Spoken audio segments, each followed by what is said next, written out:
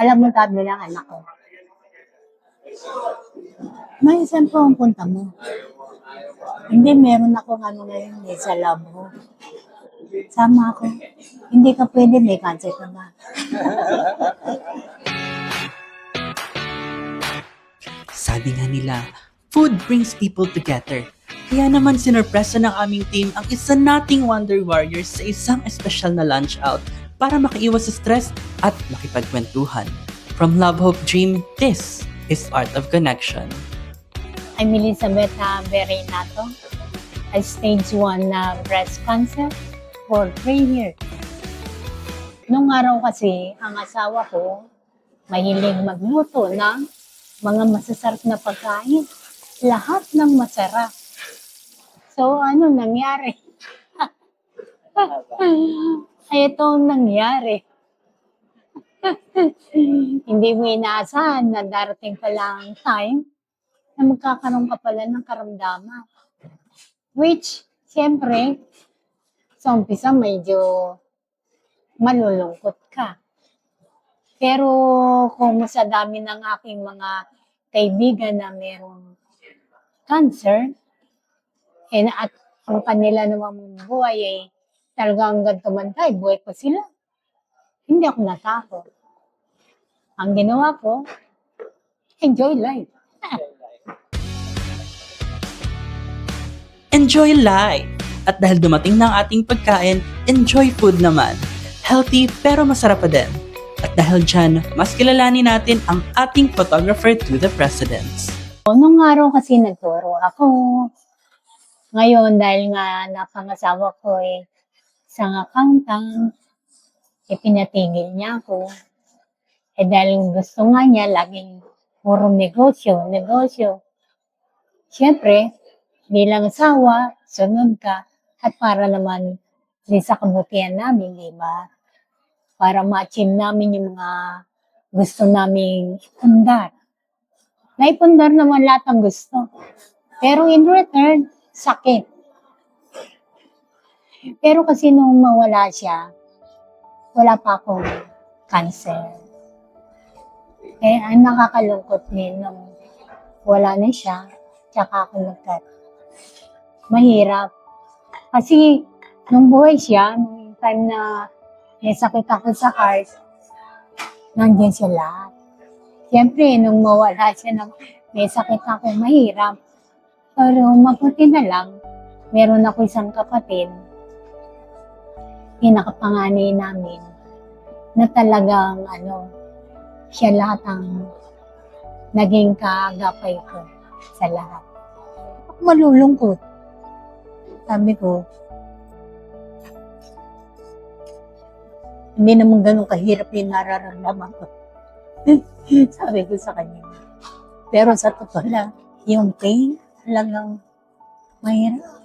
Kung mahinahin na ako. Kaya lang nalulungkot ako sa ibang kaibigan. Doon sa pain lang, hindi na siya kumain.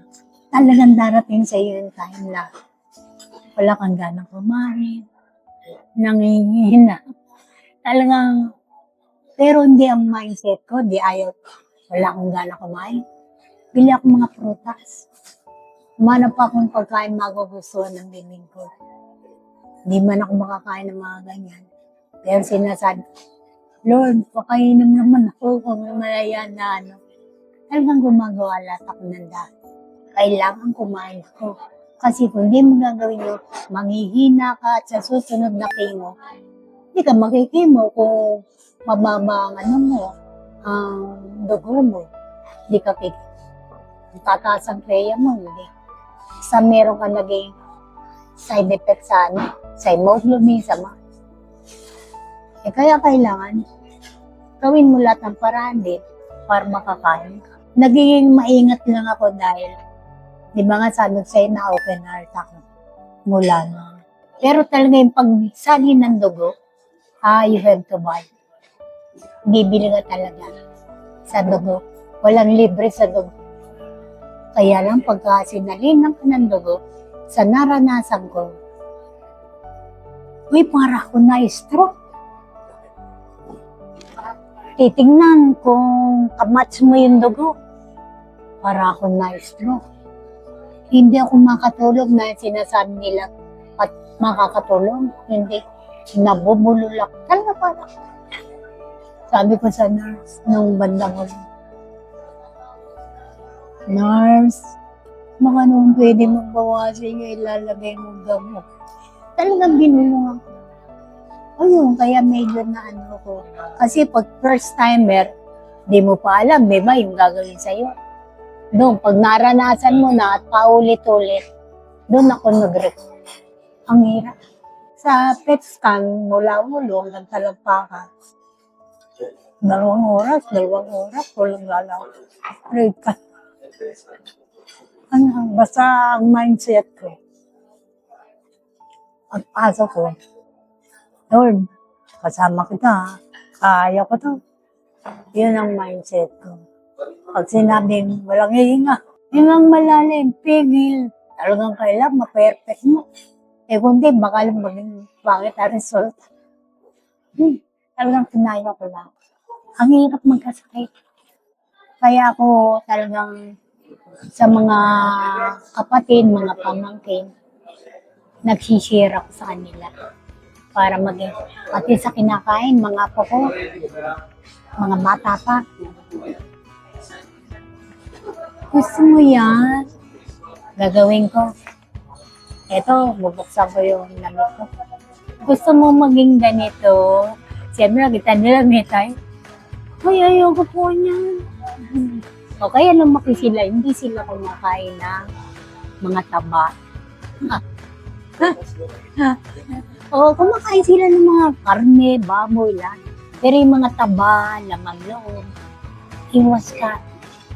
Kasi yan ang baga sa tubo, pag yan napuno ng taba, hindi na masusuplayan. Yun na nais ko. Tumaas ang cholesterol, tumaas ang BP. Yun. Yan ang mangyayari. Kaya kailangan may malaking tulong ang marami kang kaibigan. Kasi meron kang kwentuhan, may sumusuporta sa'yo, may mga, ibig sabihin, yung mga, hindi ka talaga malulungkot. Pag meron kang mga kaibigan, tapos ipinapasyal ka, hindi ka malulungkot. Kahit pagdating sa gabi, pagod ka na eh, tulog ka na lang. Although minsan may mga pain, okay lang. Keep on praying, siyempre. Yun naman ang pero. Isa kang alamat na Elizabeth. Ngunit may advice ka pa sa inyong kapwa Wonder Warrior. Ang may share ko lang, kung ikaw ay mayroong karamdaman, nakamukha ko. Enjoy mo lang talaga ang buhay. Iwasan mo may stress. Enjoy ka lang sa buhay mo. Talagang lahat naman tayo may problema. Pero kanya-kanya dala. Kaya yung mayroong karamdaman ng kampako, huwag kayong magpapekto.